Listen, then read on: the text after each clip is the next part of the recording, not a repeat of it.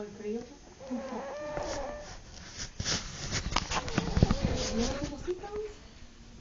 Sí, pero tenía cita en abril y me alivié en marzo la ya que y ya no la pude llevar.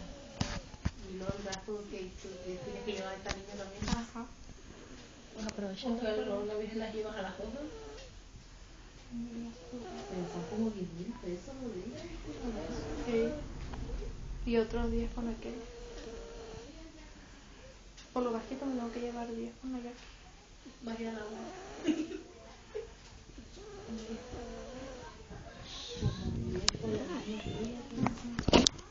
Porque le van a volver a hacer el estudio. El estudio de que me salen 3.500. Me costó Ya sabe en septiembre que vale tanto.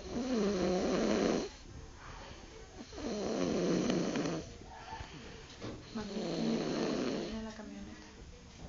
no espera. Porque es hasta Tijuana. Es mejor usted. Más el hotel y la comida.